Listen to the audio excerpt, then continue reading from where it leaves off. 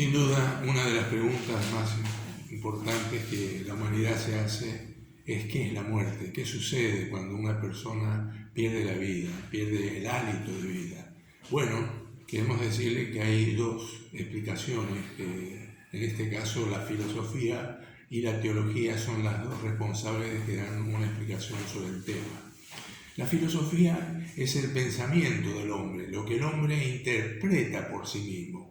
Y nos vamos a ir a Atenas. Atenas es la cuna de la filosofía. Realmente hay que estar allí para comprender la importancia, la trascendencia que tiene la filosofía en el contexto de la humanidad. Yo en el año 1999, estuve ahí el privilegio de estar en Atenas y percibir algunas de estas cosas que vamos a decir a continuación. Sócrates se considera el padre de la filosofía. Sin embargo, no escribió nada, sino que su alumno, Platón, es el que escribe las ideas de Sócrates. Sócrates, cuando supo que ya estaba cerca de su muerte, comenzó a filosofar, a pensar qué era la muerte. Y entonces él interpreta que el cuerpo es la cárcel del alma. Y cuando la persona muere, se libera el alma y va a un mundo superior, puro, sano, y sigue subsistiendo allí mientras el cuerpo queda totalmente liquidado. Esa es la idea que prima dentro de la filosofía, que el hombre cuando muere, el alma escapa de la cárcel, escapa del cuerpo. El cuerpo es el pecado, es lo dañino, el alma es lo puro. Este es el concepto dualista. Sin embargo, hubo otro pensador, Aristóteles, que tuvo algunos pigmentos diferentes en la interpretación, y él fue el maestro de Alejandro Magno. Y sabe que Alejandro Magno, cuando conquistó el mundo conocido de aquella época, norte de África, Europa, parte de Asia, llegó hasta la India, él llevaba junto con sus soldados, con el ejército, llevaba un séquito de eruditos, de filósofos, de maestros, y en cada ciudad conquistada dejaba allí un escenario donde se practicaba educación física, se practicaba los pensamientos, los libres pensamientos de cada uno de los autores. Por eso es la cuna del pensamiento humano, es Atenas. Y podemos decir que esto fue cursando la historia de la humanidad, y no solo la historia de la humanidad, sino la historia de la Iglesia. Llegamos al año 350 después de Cristo, y en Hipona, San Agustín adquiere una idea para poder fusionar el pensamiento filosófico y teológico, y entonces coloca esta idea en un cuadro de teología. Vamos al año 1274 y nos encontramos con la obra Suma Teológica de San Agustín, de Santo Tomás de Aquino, quien coloca el contexto de la definición de la muerte de Sócrates y de Platón, lo coloca en un contexto neoplatónico. Y hoy la realidad en la que los seres humanos podemos encontrar una explicación al respecto es lo que llamamos la obra sincretista. Es la unión de varias filosofías que están reinando, están rodeando, y se llama la nueva era. Para el año 2000 ustedes recordarán que se hablaba del desplazamiento de la constelación de Piscis hacia Acuario. Piscis es la del pescado. Jesús se rodeó con pescadores y fracasó, dicen ellos. Y entonces ahora hay que darle lugar a una nueva era que se llama Acuario. Y Acuario dice que trae paz, armonía, que trae gratitud, que trae un sinnúmero de exponentes que no son una estructura directiva, sino que son los libres pensamientos o los pensamientos que otros dieron sobre ciertos temas particulares. Hay un libro que a mí me encanta leerlo por la explicación que da, Nueva Era o Nuevo Engaño, del autor Alomía. Bueno, esto es desde el punto de vista filosófico. ahora al teológico, vamos a ver qué dicen los pensadores en el punto de la teología. Para entender esto, la teología es teo, Dios, logía, estudio. La revelación que Dios hace de sí mismo, o la revelación que Dios da para que el ser humano tenga una interpretación particular. Vamos a la Biblia, porque la Biblia es el manual, ¿verdad? El manual de los cristianos, el manual de la revelación de Dios. Si nosotros decimos que Dios es soberano y que Él interpreta la historia, o nos da una interpretación de la historia, tenemos que ir a Él. Y el primer escritor es Moisés, que escribe el Pentateuco, los 5 libros de los primeros libros de la Biblia: Génesis, Éxodo, Levítico, Número y Deuteronomio. El libro del Génesis, como la palabra lo dice, el principio, la explicación que pone Moisés es cómo aparecen el elemento humano en el contexto de la tierra, del globo terráqueo. No habla de la aparición de Dios. Dios existe por sí mismo. Por lo tanto, Dios explica a Moisés lo que sucedió en el comienzo de la historia de la humanidad. Y cuando vamos al capítulo 2, verso 7, nos encontramos con una explicación que da Dios al respecto de la creación del hombre. Recuerdan ustedes la primera pareja, Adán y Eva. Y nos encontramos con la siguiente exposición, allí en el capítulo 2, versículo 7, donde dice, Dios está hablando y nos dice lo siguiente: entonces Jehová Dios formó al hombre del polvo de la tierra y sopló sobre su nariz aliento de vida, y fue el hombre un ser viviente. Encontramos aquí polvo de la tierra, es como si hubiese hecho un muñeco, digo, soplo de vida. Ese soplo de vida le permite al hombre tener vida, ser viviente, alma viviente. Por lo tanto, el concepto hebreo es monista, mientras el concepto griego es dualista. Esto nos permite visualizar la diferencia de una explicación a la otra. Vamos al concepto de la muerte. Eclesiastés, el sabio Salomón, ustedes saben que Salomón fue uno de los sabios más importantes que tuvo la historia de Israel, y por lo tanto en la Biblia aparecen sus escritos.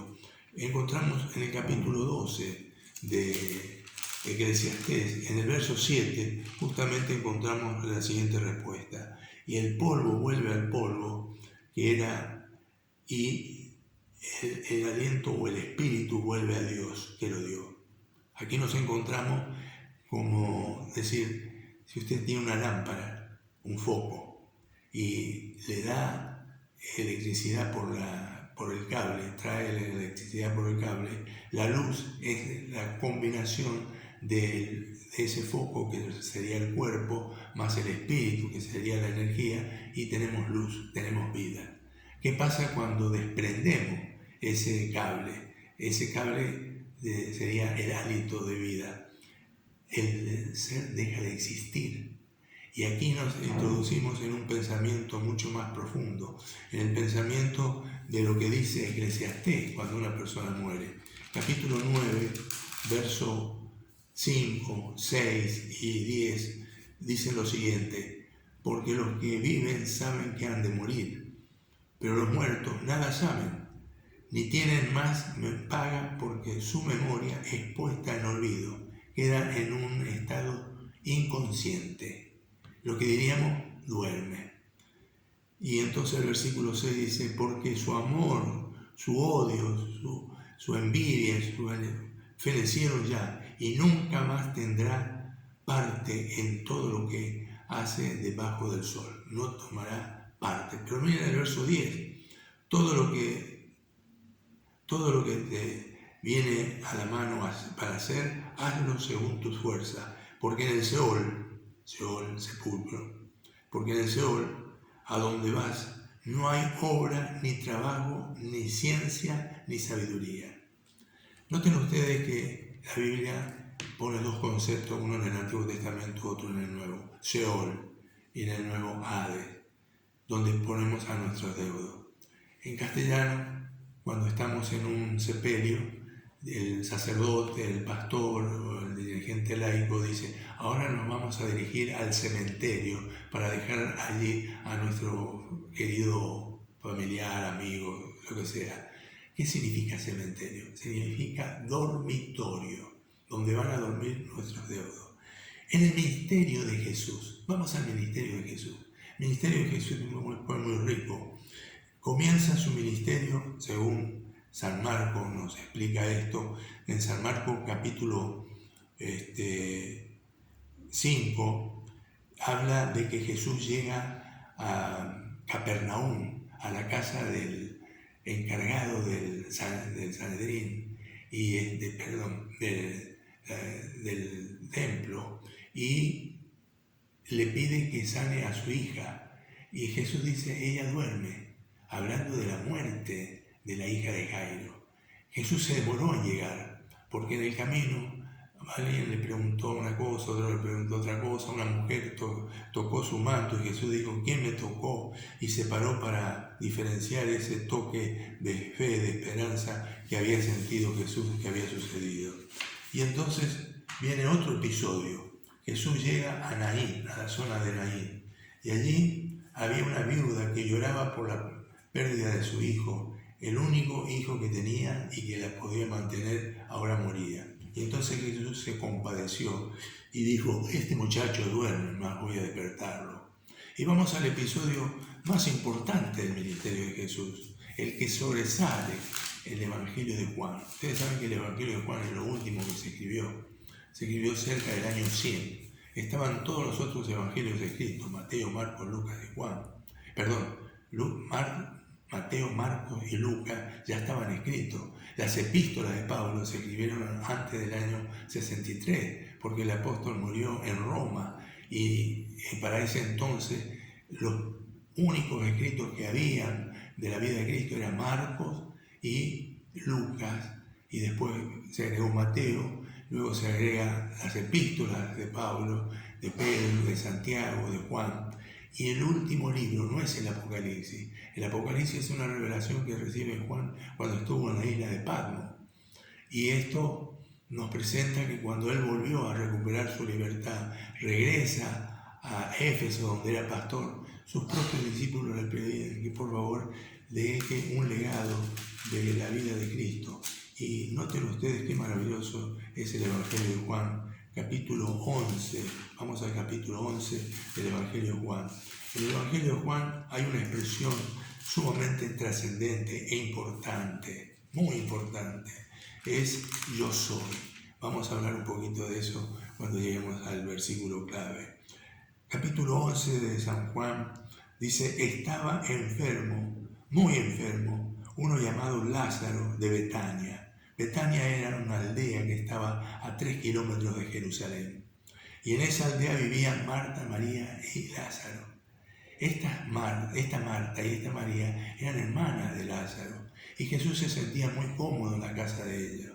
¿Se acuerdan ustedes el episodio que menciona Lucas 10? Lucas capítulo 10 menciona que Marta estaba muy preocupada porque tenía que hacer la comida, preparar los menesteres de la mesa, y María estaba a los pies de Jesús escuchando sus prédicas, escuchando sus lecciones espirituales, sus estudios bíblicos.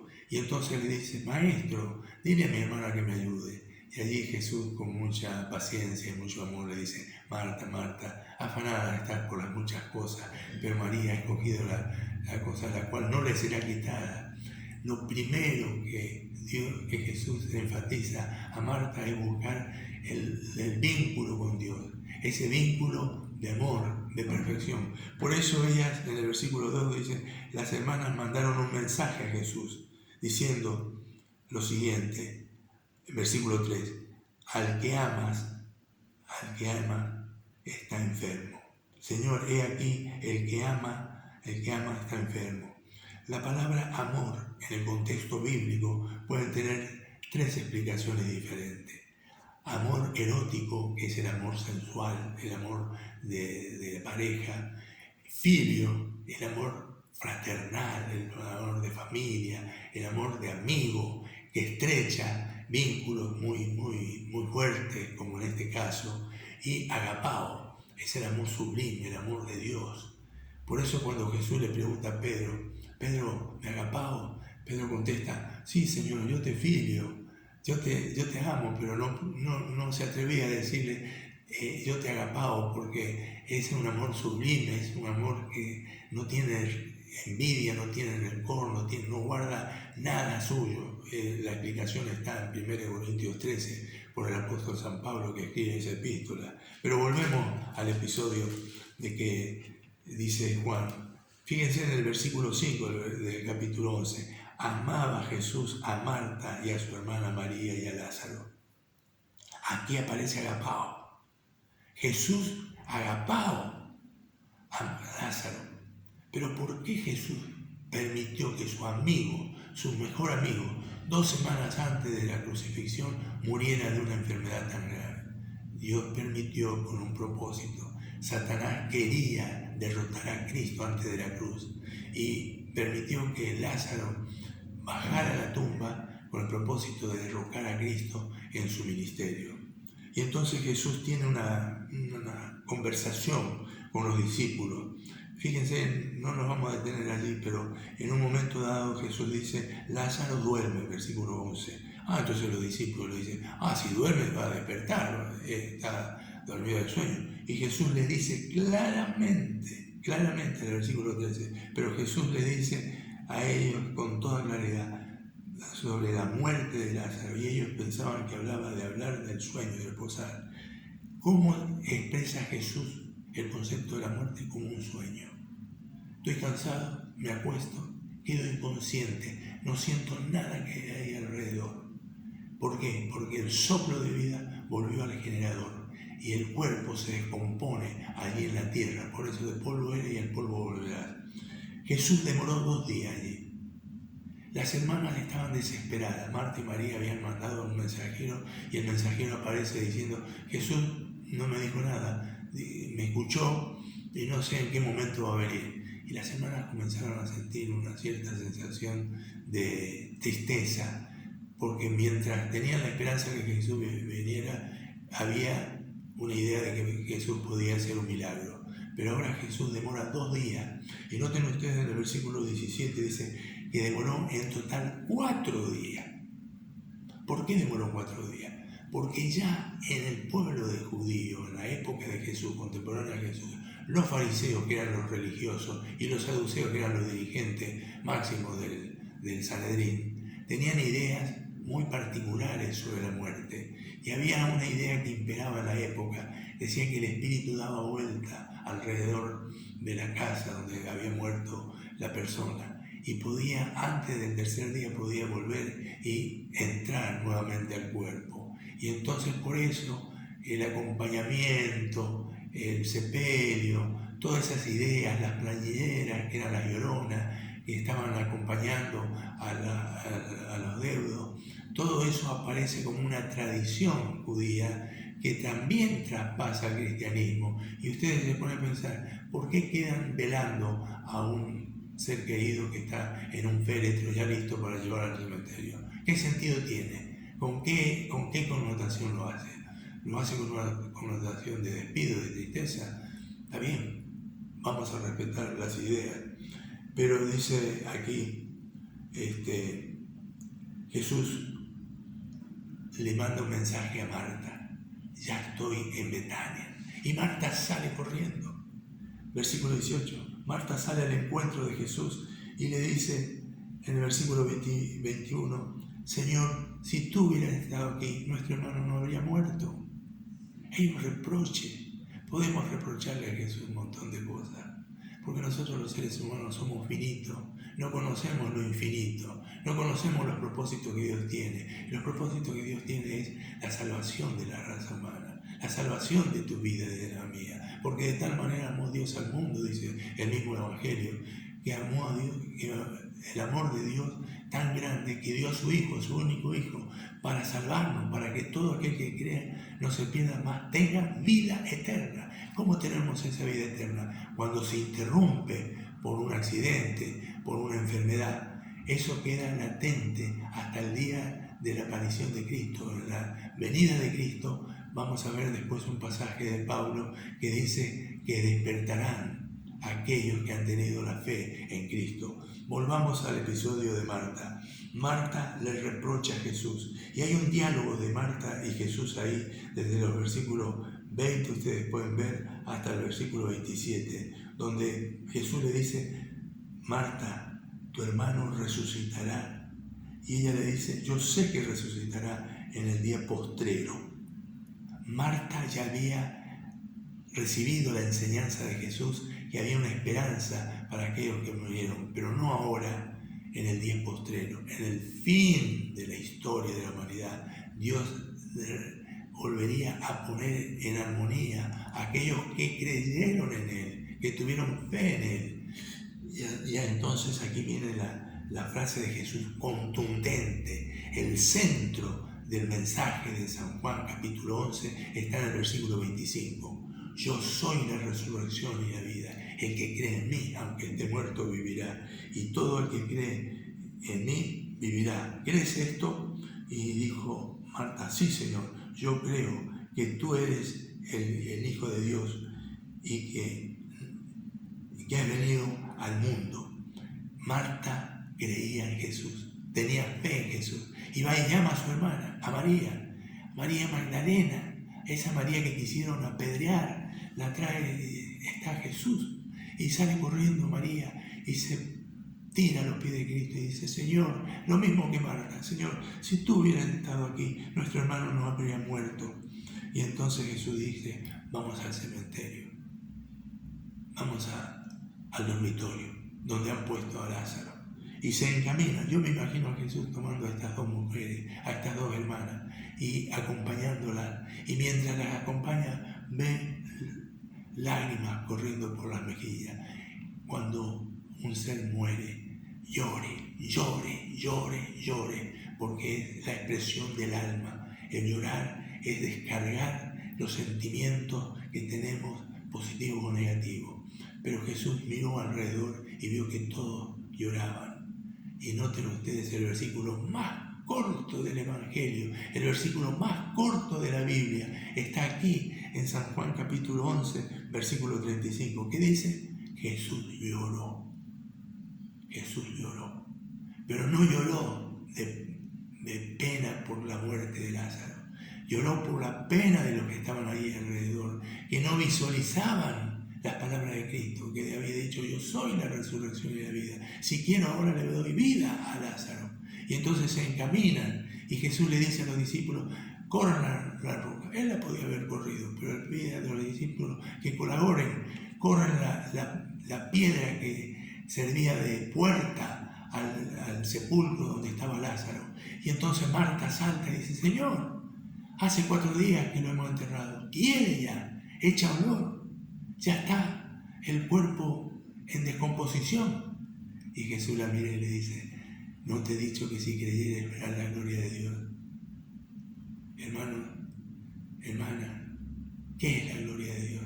Es la presencia de Cristo en tu vida y en la mía.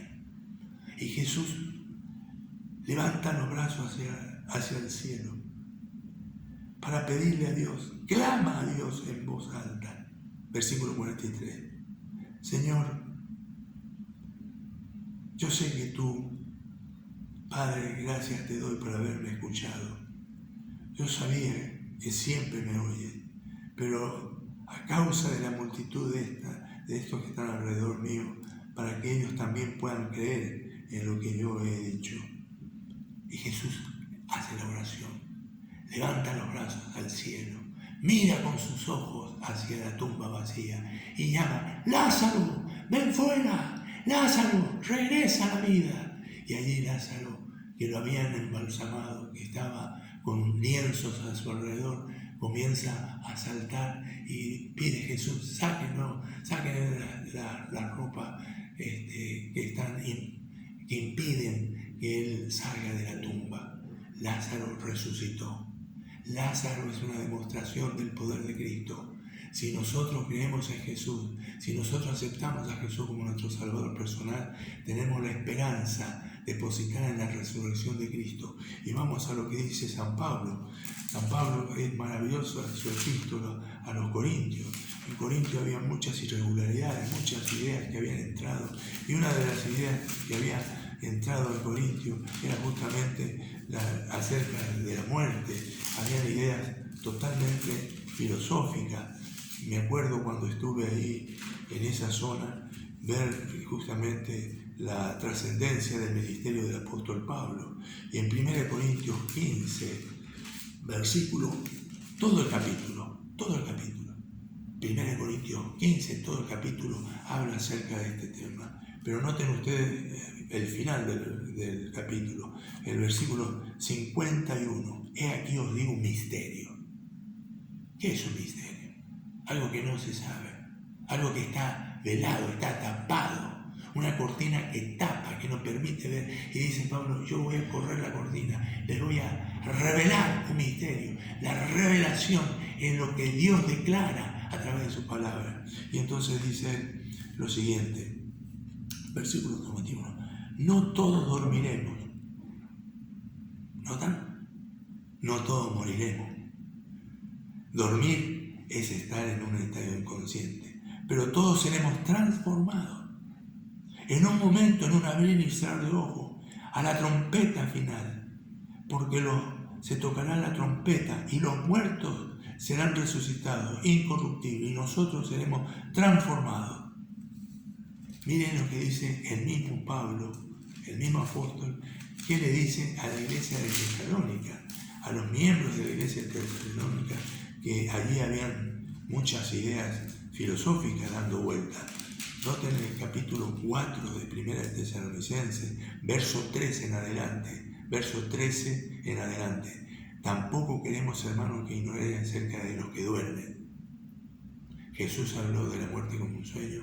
Pablo dice, la muerte es un sueño, es dormir, es quedar inconsciente, no saber lo que está a nuestro alrededor, esperar el día de gloria cuando el Señor venga, porque dice el apóstol Pablo, no queremos que ignoréis acerca de los que duermen, porque os es necesario para no entristezcáis como los que no tienen esperanza.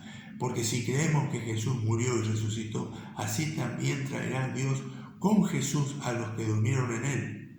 Por lo cual os decimos esto en palabra del Señor, que nosotros que vivimos, que habremos quedado hasta la venida de Cristo, no precederemos a los que duermen. Porque el Señor mismo, con voz de mando, con voz de arcángel, con trompeta de Dios, descenderá del cielo, y los muertos en Cristo resucitarán primero. La resurrección es la esperanza depositada en la mano de los cristianos para enfrentar la muerte. La muerte no tiene poder sobre nosotros, sobre el ser humano. No tiene poder siempre y cuando tú y yo estemos protegidos del antídoto, que es la sangre de Cristo derramada en la cruz del Calvario. Jesús murió en la cruz del Calvario para que tú y yo tengamos esperanza. La esperanza es la segunda venida de Cristo. Y noten ustedes cómo termina el Apocalipsis, el libro que Juan también escribió, pero lo escribió en la cárcel, allí en Patmos. El capítulo 21 dice lo siguiente, el apóstol San Juan, dice lo siguiente, capítulo 21 de Apocalipsis, dice, vi un cielo nuevo y una tierra nueva, porque el primer cielo y la primera tierra pasaron y el mar ya no existía más. Y yo, Juan, vi la santa ciudad, la nueva Jerusalén, descender del cielo, dispuesta como una esposa ataviada para su marido. Y oí un ángel que decía, he aquí el tabernáculo de Dios y los hombres, y quienes habitarán con Jesús. Y el versículo 4, noten qué maravilloso, enjugará Dios, secará Dios toda lágrima de los ojos de ellos. Y ya no habrá muerte, ni habrá más llanto, ni dolor, porque las primeras cosas pasaron. Jesús va a secar tus lágrimas, siempre y cuando tú estés en el camino de la fe. Yo soy, dijo Jesús, Yo soy la resurrección. En alguna otra oportunidad vamos a explicar esta frase yo soy. Aparece 7 veces en el Evangelio de Juan. Pero ahora mi pregunta, si esta noche tuvieses que pasar de vida a muerte, tuvieses que acostarte y no despertaras mañana, ¿estás preparado para recibir la vida eterna? ¿Estás preparado para aceptar a Cristo como tu Salvador personal? Que así sea. Dios te bendiga. Dios haga la obra redentora en tu corazón.